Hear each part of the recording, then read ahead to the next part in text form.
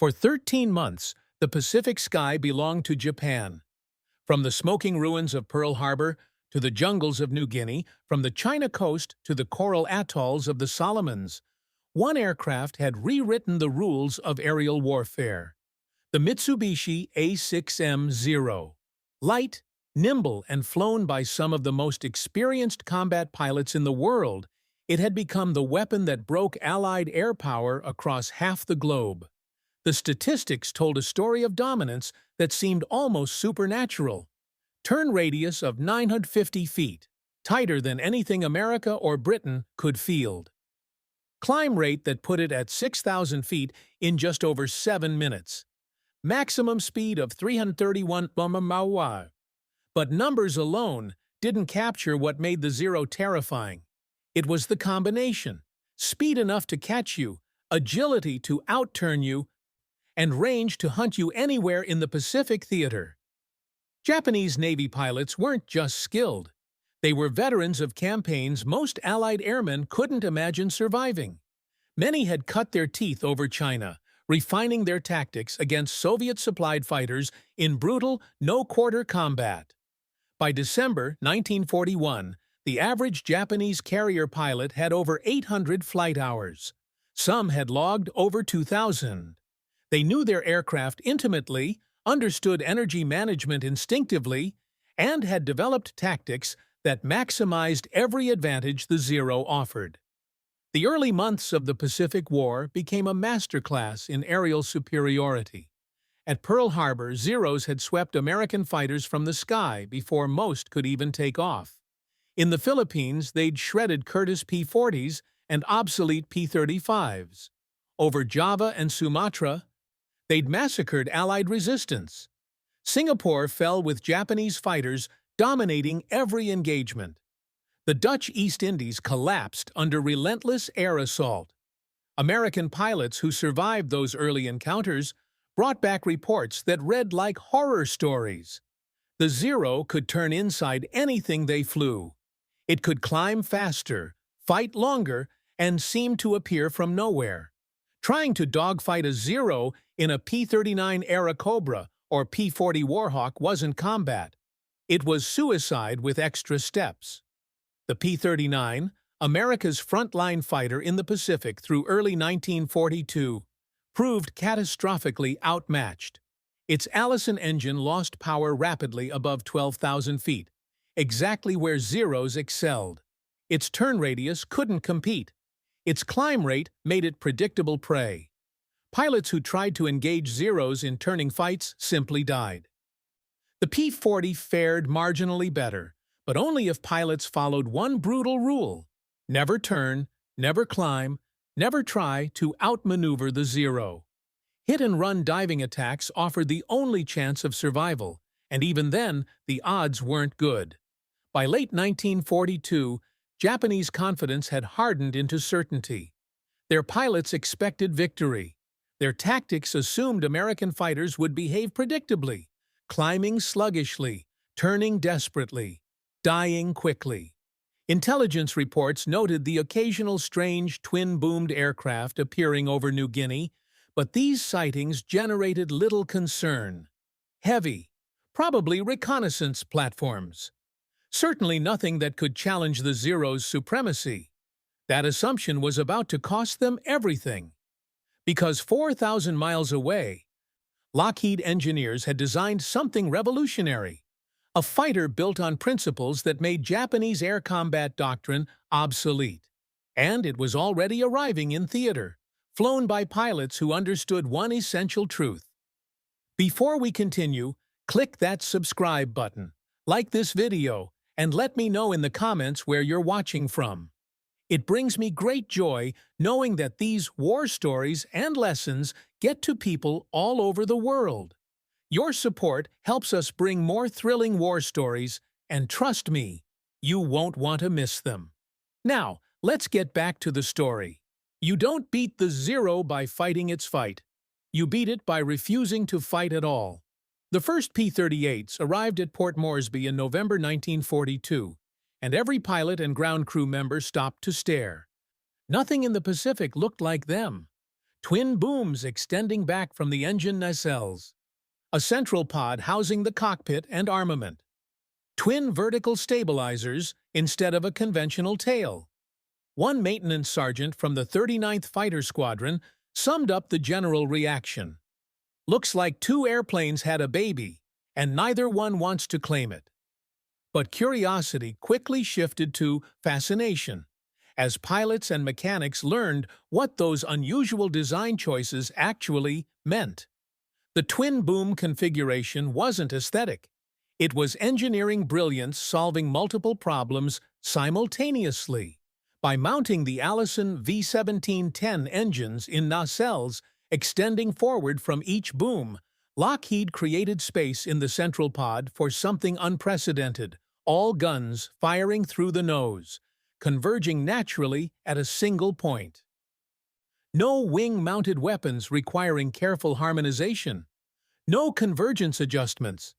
Point the nose, pull the trigger, and every round, cannon shells and machine gun bullets, went exactly where you aimed. The armament package made experienced pilots' eyes widen. One 20mm Hispano cannon, four 50-caliber Browning M2 machine guns, all concentrated in the nose, firing straight ahead. The volume of fire this arrangement could deliver at range was unlike anything American fighters had carried before. Where P-40s had to close within 200 yards to be effective, P-38 pilots could open fire at 400 yards and expect hits. But the real revolution sat atop each Allison engine, General Electric turbo superchargers. And Captain Thomas Lynch explained it to newly arrived pilots during briefings. Every other fighter in this theater loses power as altitude increases.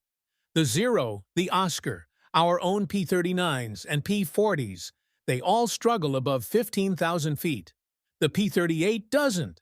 The turbo superchargers compress thin air at altitude, feeding the engine's oxygen-rich mixture regardless of how high you climb. At 25,000 feet, where Zeros are gasping, we're still making full power. The performance numbers backed up the promise.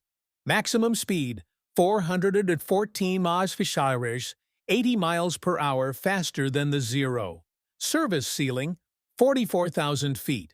Altitudes where Japanese fighters couldn't even function.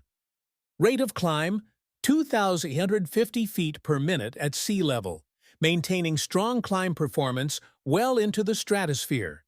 And perhaps most importantly, range. With drop tanks, a P-38 could fly over 1,100 miles, loiter over target areas, engage in combat, and still make it home. Lieutenant Richard Bong, studying the aircraft during his first days with the 39th Squadron, understood immediately what this meant. The P-38 wasn't designed to dogfight. It was designed to dictate the terms of combat entirely. Choose when to engage. Choose the altitude. Dive through enemy formations at speeds they couldn't match.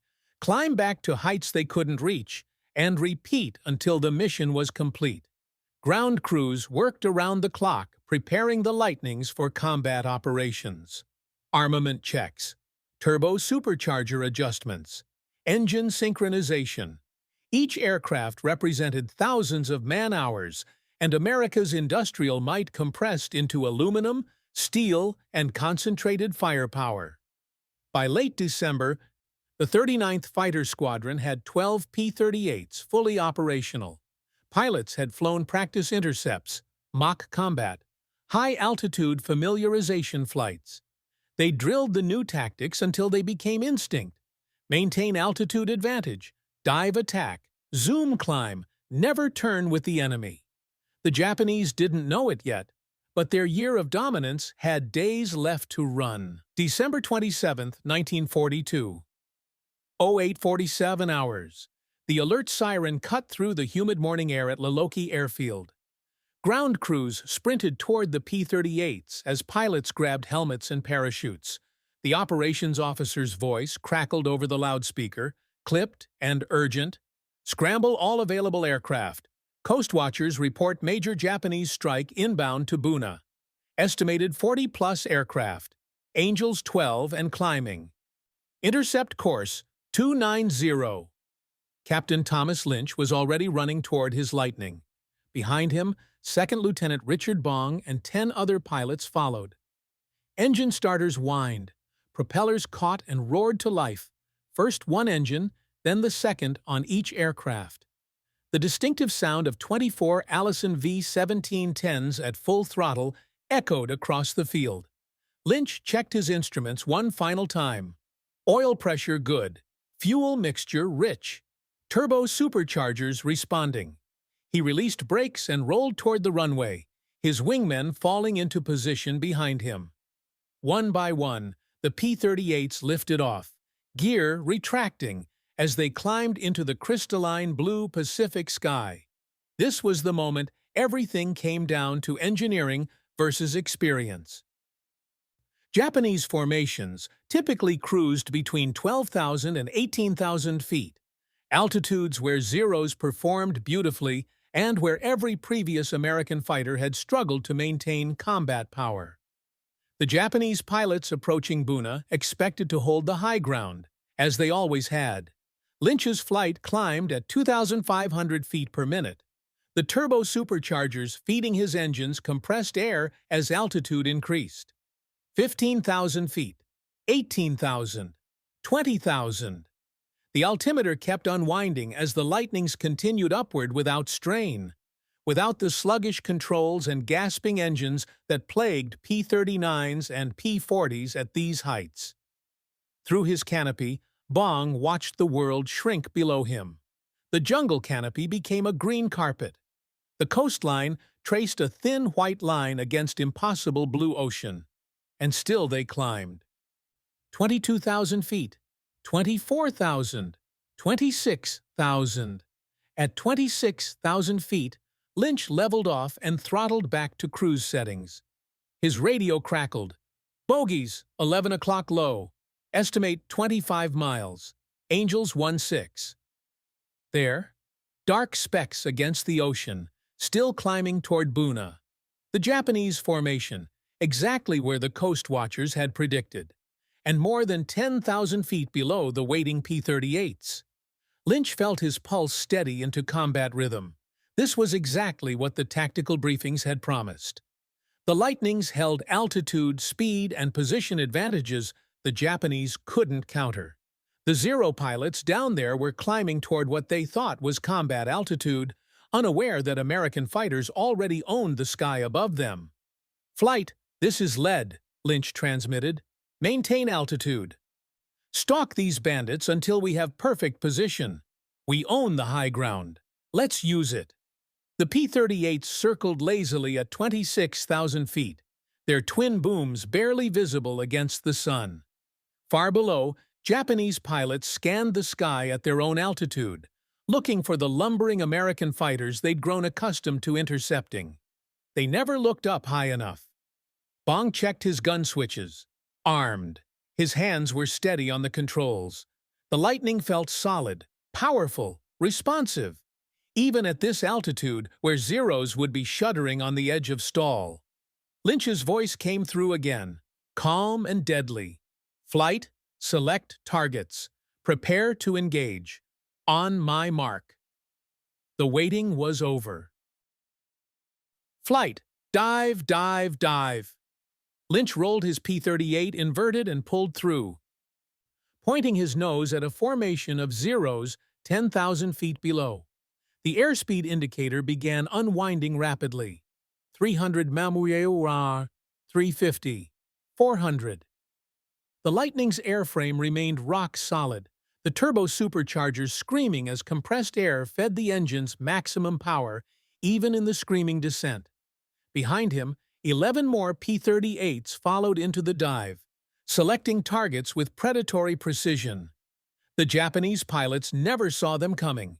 Lynch centered his gun sight on an Oscar-flying escort at the formation's edge. 400 yards. Still closing. 350. He pressed the trigger. The concentrated nose armament erupted. 20mm cannon shells and 50 caliber rounds converging in a devastating stream that reached across empty sky and found its mark. The Oscar simply disintegrated. One moment, it was flying straight and level.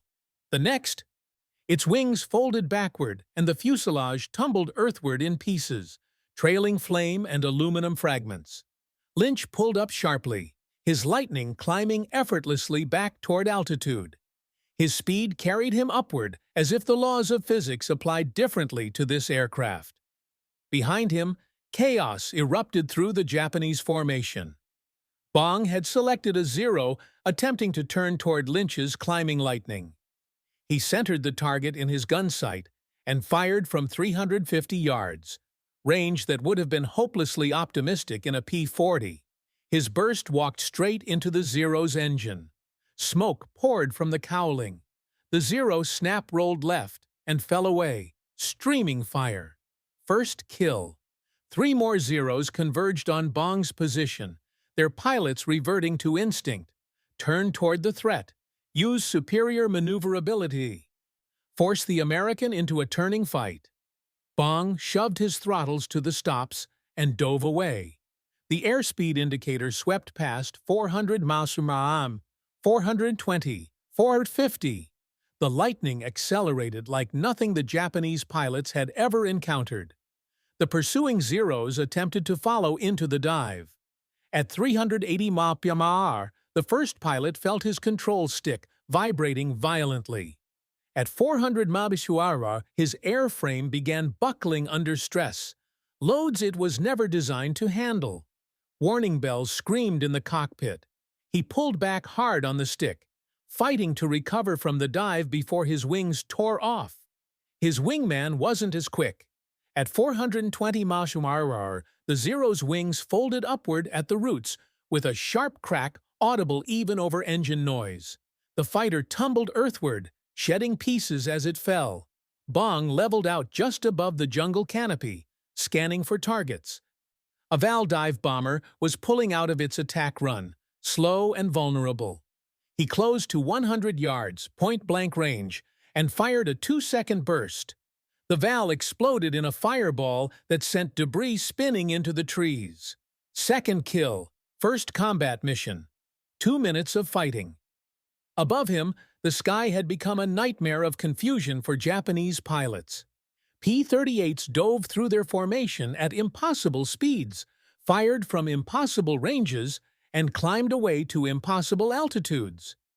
Every tactical assumption that had worked for 13 months suddenly meant nothing.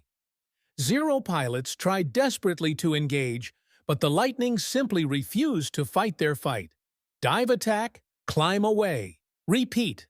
The Americans never turned, never slowed down, never gave the Zeros the horizontal maneuvering combat where Japanese skill and Zero agility mattered. Karl Planck lined up on a Zero, attempting to climb after Lynch. His nose guns hammered the target from 400 yards. The Zero rolled, inverted, and dove straight into the ocean.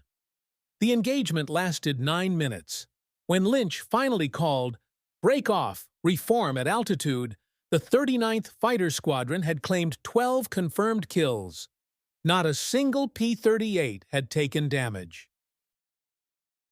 The December 27th engagement wasn't a dogfight.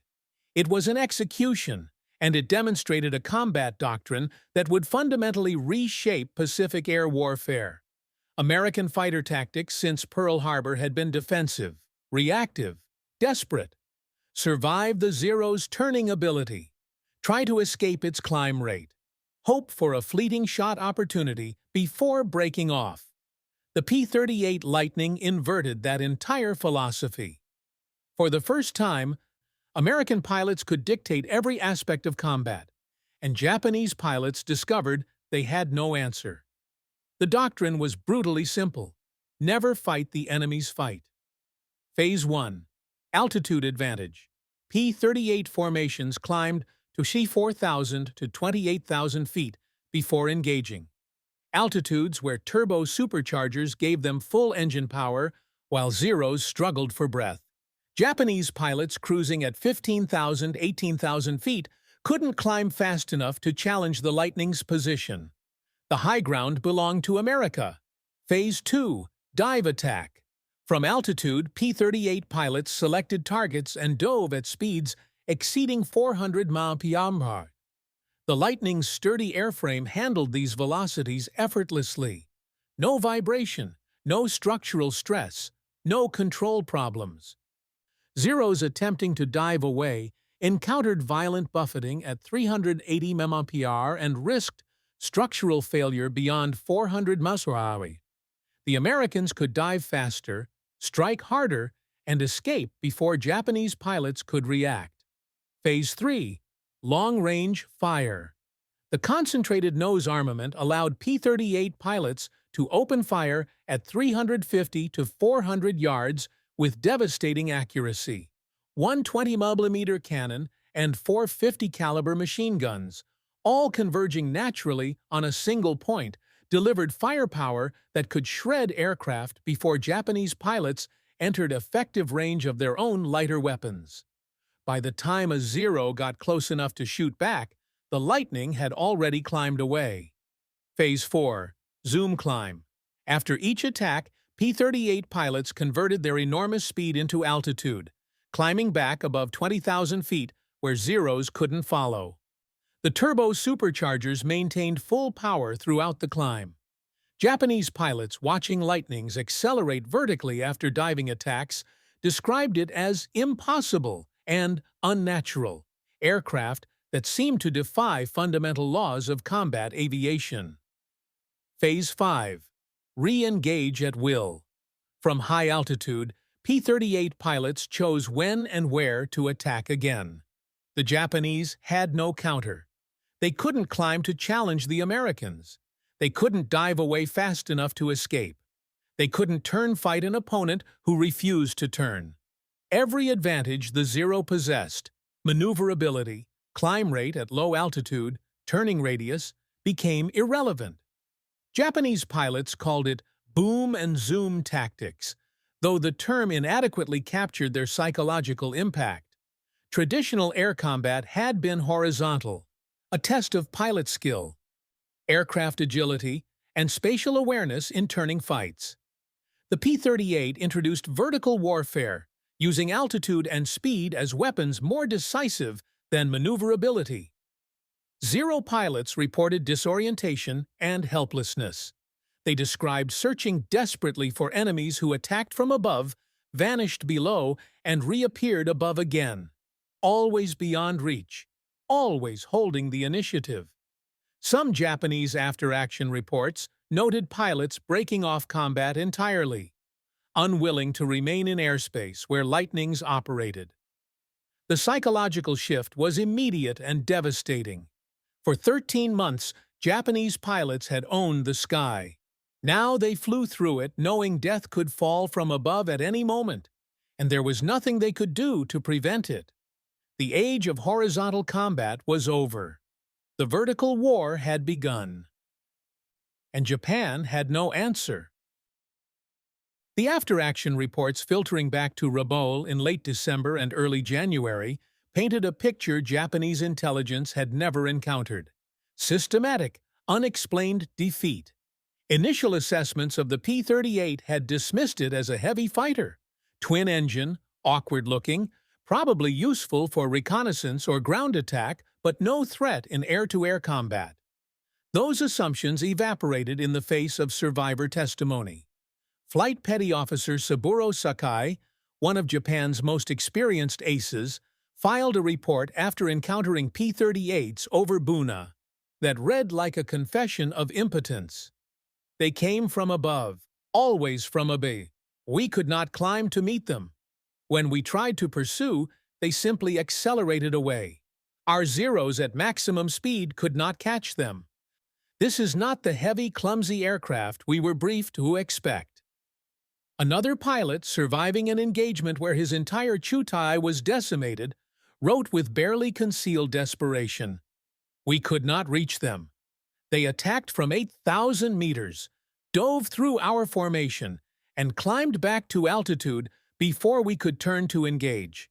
Our best pilots attempted interception. All failed. The twin-boomed fighter refuses to fight in the horizontal plane." The phrase appeared repeatedly in Japanese intelligence summaries. Refuses to fight. But it wasn't refusal, it was doctrine. American pilots weren't avoiding combat. They were redefining it on terms that made Japanese tactics obsolete. A Zero pilot from the Tainan Air Group described the Lightning's firepower with haunted precision. They fired from beyond our range, perhaps 400 meters or more. I saw Nakamura's Oscars struck before he even knew they were attacking. The volume of fire was unlike anything we have faced. Not wing-mounted guns requiring convergence, but all weapons firing from the nose. Every round goes where they aim.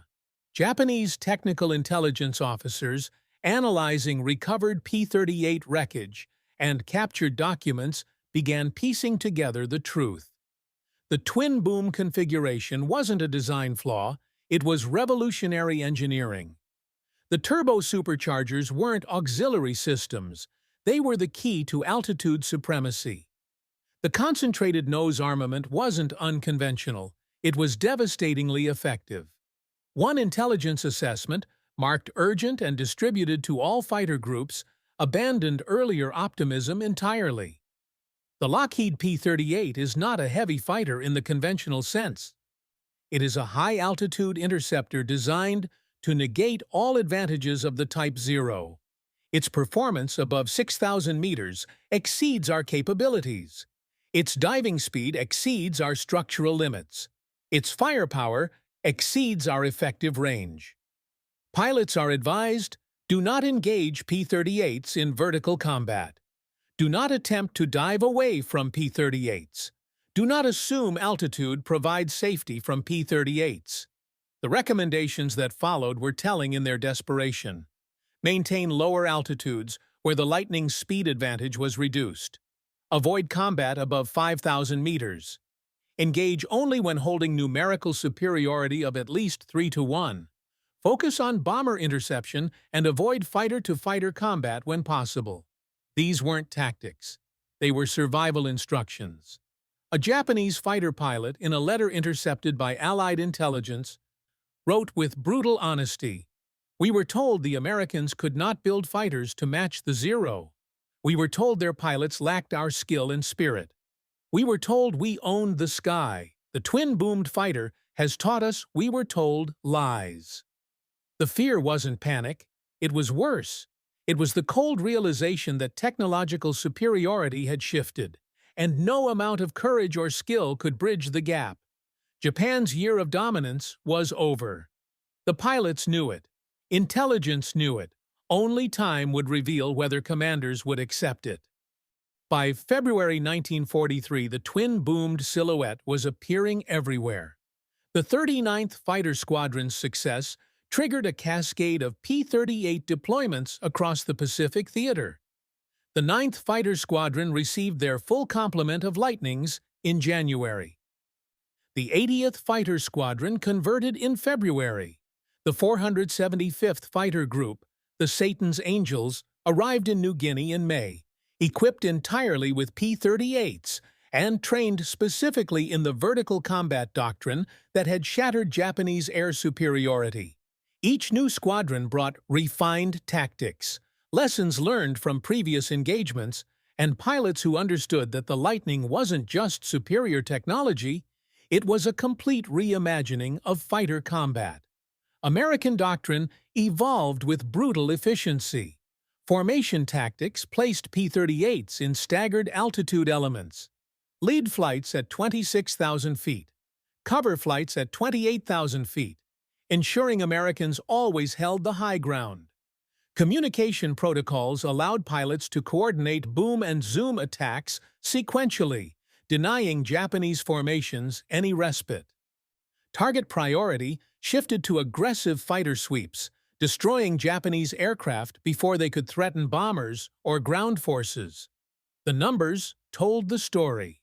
In December 1942, the 39th Squadron alone claimed 25 Japanese aircraft in their first month of P-38 operations. By March 1943, combined Lightning units were averaging 60-plus kills per month. By June, The ratio had become catastrophic. 5 Japanese aircraft destroyed for every P-38 lost, and many Lightning losses came from ground fire, not air combat. Japan's response was hampered by a problem that couldn't be solved with tactics or courage: pilot attrition. The veterans who had swept across the Pacific in 1941, pilots with 800, 1,000, 2,000 flight hours, were dying faster than they could be replaced. And the replacements arriving at Rabaul, Wewak, and other forward bases were woefully unprepared, where veteran Japanese pilots had trained for 18 to 24 months. New pilots in 1943 were lucky to receive 6 months of instruction. Flight hours before combat assignment dropped from 500-plus hours to 200, then 150, then less than 100. These inexperienced pilots faced American formations growing in skill, confidence, and numbers. The P-38 groups weren't just maintaining air superiority. They were hunting. Fighter sweeps ranged deep into Japanese-held territory, challenging enemy aircraft over their own airfields, destroying planes on the ground, and making Japanese daylight operations increasingly suicidal. Richard Bong, promoted to captain, exemplified the Lightning's dominance. By April 1943, he had 21 confirmed kills. By October, 28. Other aces emerged: Thomas Lynch, Thomas McGuire, Charles MacDonald, all flying P-38s, all using the same doctrine of altitude, speed, and firepower that gave American pilots overwhelming advantage. Japanese countermeasures proved ineffective. New fighter designs like the Kawasaki Ki-61 Tony and improved Zero variants closed some performance gaps, but none matched the P-38's high-altitude capability or structural strength in high-speed dives. Japanese pilots continued reporting the same helpless pattern: attacked from above, unable to escape, unable to counterattack, watching Lightnings climb away untouched. By mid-1943, the strategic situation had reversed completely. Where Japanese fighters had once ranged freely across the Pacific, they now flew defensively, reactively, desperately. Where American pilots had once feared every engagement with Zeros, they now sought combat confidently.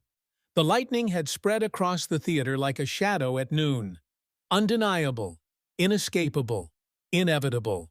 Japan's elite naval aviators, the men who had humbled Allied air power for 13 months, now struggled simply to survive missions. The momentum had shifted permanently, and everyone knew it. April 18, 1943, the P-38 Lightning was about to demonstrate a capability no other fighter in the Pacific possessed: the reach to strike anywhere, anytime. American codebreakers had intercepted and decrypted Japanese naval communications, revealing that Admiral Isoroku Yamamoto, architect of Pearl Harbor, commander of the combined fleet, Japan's most revered military leader, would be flying from Rabaul to Bougainville to inspect forward bases. The intercept provided exact departure time, flight path, arrival schedule, and aircraft type. 2. Mitsubishi G4M, Betty bombers escorted by 6 Zeros. The opportunity was unprecedented. The risk was enormous. Bougainville lay 435 miles from the nearest American airfield at Guadalcanal, far beyond the range of any Allied fighter except one. 18 P-38s from the 339th Fighter Squadron and 12th Fighter Squadron launched at 07:10 hours, flying low over the ocean to avoid Japanese radar detection. Each Lightning carried 2 165-gallon drop tanks, extending their range to over 1,000 miles. The mission profile demanded precision navigation across open ocean, perfect timing to intercept Yamamoto's flight exactly on schedule, combat engagement deep in enemy territory, and enough fuel remaining to make it home. No other fighter in the world could execute this mission. The flight took over 2 hours, 435 miles of dead reckoning navigation at wave-top altitude. At 09:34 hours, exactly as codebreakers had predicted, Captain Thomas Lanphier spotted two Betty bombers approaching Bougainville's coastline, escorted by Zeros flying top cover. The P-38 split. 4 aircraft, Lanphier, Rex Barber, Jim McClanahan, and Joe Moore, went for the bombers. The remaining 14 Lightnings climbed to engage the Zero escort, preventing interference. Lanphier closed on the lead Betty at high speed. Yamamoto's pilot, recognizing the threat, dove toward the jungle canopy, attempting to escape. Lanphier fired from 200 yards, a sustained burst that walked into the Betty's right engine and wing root. The bomber shuddered, trailing smoke, and crashed into the jungle in flames. Rex Barber pursued the second Betty as it attempted to flee toward the coast. His concentrated nose armament tore through the bomber's fuselage and tail. The Betty cartwheeled into the ocean. The entire engagement lasted less than 5 minutes. Both bombers destroyed. Admiral Yamamoto dead, killed in the first crash. Not a single P-38 lost, though several engaged in brief dogfights with the stunned Zero escorts before disengaging and heading home.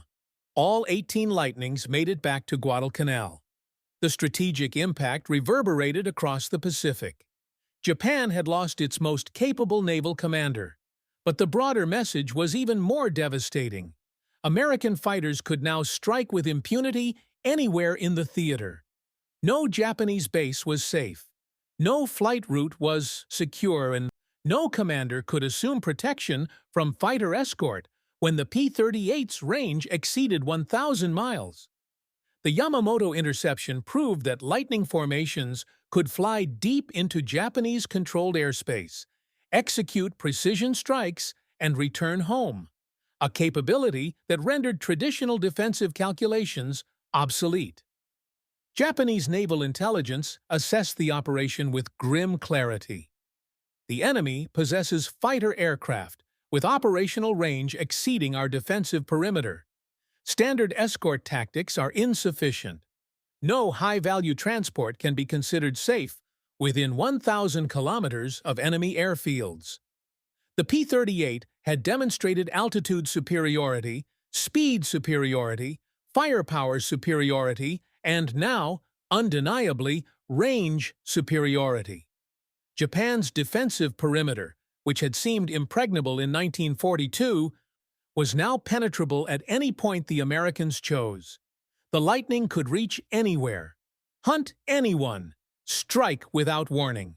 The psychological impact was profound. If Admiral Yamamoto, protected by elite pilots flying in carefully planned secrecy, could be intercepted and killed, then no one was safe. The Pacific had become hunting grounds, and the hunters flew twin-boomed American fighters that refused to play by Japanese rules. By late 1943, the question wasn't whether Japanese air power could recover. It was how long it could survive. The Zero, once the Pacific's dominant fighter, had become a liability. Its lightweight construction, optimized for maneuverability at the expense of protection, meant catastrophic vulnerability to the P-38's concentrated firepower. Pilots who had once confidently engaged any Allied aircraft now flew knowing a single burst from a Lightning's nose guns could tear their aircraft apart. No armor, no self-sealing fuel tanks, no structural strength to handle high-speed combat. Japan's aircraft industry rushed new designs into production, desperate to field fighters that could challenge American technological superiority. The results were inadequate. The Kawasaki Ki-61 High-N, Tony, entered service in early 1943 with better armor and dive characteristics than the Zero, but its top speed of 368 mph still left it 45 mph slower than the P-38.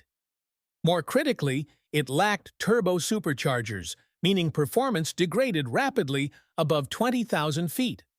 Lightnings simply climbed above Tonys and attacked at will. The Nakajima Ki-84 Hayate, Frank, introduced in mid-1944, was Japan's most capable fighter. Fast, well-armed, and robust. At 427 mph maximum speed, it could theoretically match the Lightning. But chronic engine reliability problems, manufacturing quality issues, and fuel shortages meant Franks rarely performed to specification. And they still couldn't match the P-38's high-altitude performance or operational range. Improved Zero variants, the A6M5 and A6M6, added minor speed and armor improvements, but fundamentally couldn't overcome the original design's limitations. A slightly faster Zero was still a Zero, unable to dive with Lightnings, unable to climb to their altitude, unable to absorb their firepower. The strategic consequences cascaded across the theater. Air superiority became American by default. P-38 fighter sweeps ranged across Japanese-held territory with near impunity. By 1944, Japanese daylight bomber operations had effectively ceased in contested airspace. Fighters struggled to defend their own bases. The initiative belonged entirely to the Americans. Reconnaissance dominance shifted decisively. P-38s equipped with cameras flew high-altitude photo reconnaissance missions that Japanese interceptors couldn't reach. F-4 and F-5 reconnaissance variants, stripped of guns but retaining the Lightning's speed and altitude capability, mapped Japanese installations from 30,000-plus feet, gathering intelligence while remaining untouchable. Ground support operations became one-sided. P-38s attacked Japanese shipping, airfields, and supply lines, while enemy fighters proved unable to provide effective cover for their own ground forces. The Lightning's range allowed it to strike targets deep in the rear areas where Japanese commanders had assumed safety. The kill ratios told the story with brutal clarity. By mid-1944, P-38 units were achieving 7-to-1, 8-to-1, sometimes 10-to-1 kill ratios. In some engagements, entire Japanese formations were destroyed without American losses. Richard Bong's score climbed to 40 confirmed kills, all but 2 in P-38s. Thomas Maguire reached 38. Charles McDonald, 27. The top American aces were Lightning pilots, and their dominance wasn't exceptional. It was systemic. Japan's pilot training pipeline, already strained by veteran losses, collapsed entirely. New pilots reached operational units with 50 to 70 flight hours, barely enough to take off and land safely, let alone survive combat against experienced American pilots flying superior aircraft. These replacement pilots died so quickly that some squadrons couldn't maintain operational strength, despite constant reinforcements. By early 1945, Japanese air power in the Pacific had been reduced to kamikaze operations, suicide attacks that traded pilot lives for marginal damage because conventional air combat had become unsustainable. The P-38 hadn't just won air superiority. It had systematically dismantled an entire air force, destroyed a tactical doctrine, and proven that technological advantage could overwhelm courage, skill, and numerical strength. The collapse was complete. Years after the war ended, the testimonies emerged, quiet, reflective, and haunted. Saburo Sakai, Japan's third-ranking ace with 64 kills, spoke about the P-38 with something approaching respect tinged with dread. "We called it 2 planes, 1 pilot. When you saw that twin-boomed shape high above, you knew fear. It didn't matter how skilled you were or how well you flew the Zero.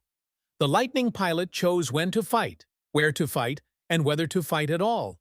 We had no voice in the matter. That helplessness, it stays with you." Another veteran, a Zero pilot who survived the Solomonsa campaign, described the psychological toll. "Every morning we flew knowing they were up there, above the clouds, beyond our reach, waiting. You couldn't see them until they dove. By then it was too late. Some days they attacked. Some days they just watched. The not knowing was worse than combat. We stopped being hunters. We became prey." The American perspective was simpler, more confident. Richard Bong, who shot down 40 Japanese aircraft before dying in a test flight accident in August 1945, reflected on what the P-38 meant to American pilots. It gave us our sky back. Before the Lightning, we fought scared, knowing the Zero could outturn us, outclimb us, outmaneuver us.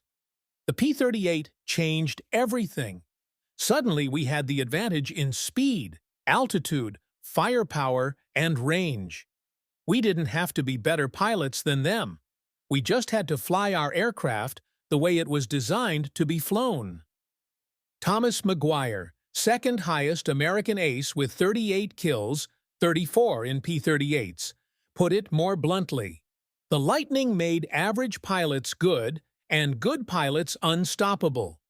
Japanese pilots were brave, skilled, experienced, but they were flying the wrong aircraft for the war we were fighting. Technology beat tradition. Engineering beat courage. That sounds cold, but it's true.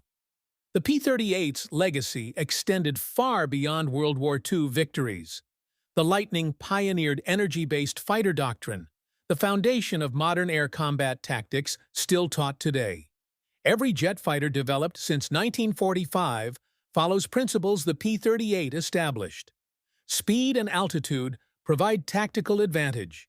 Vertical maneuverability matters more than horizontal turning. Concentrated firepower defeats dispersed armament. Sustained energy management trumps instantaneous maneuverability.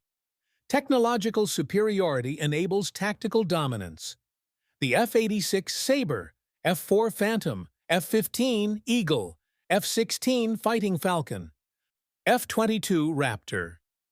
Every American fighter for 80 years has embodied lessons learned over the Solomons when P-38 pilots taught Japanese aces that dogfighting was obsolete. One Japanese pilot, interviewed decades later, offered the most poignant summary.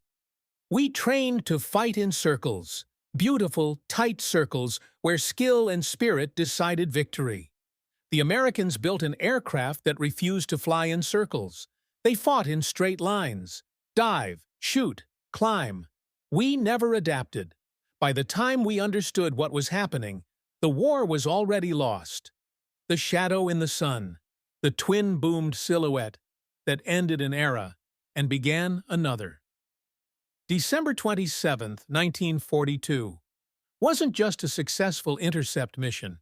It was the morning air combat changed forever, when engineering conquered tradition, when vertical warfare replaced horizontal dogfighting, when America's industrial might produced not just more fighters, but the right fighter.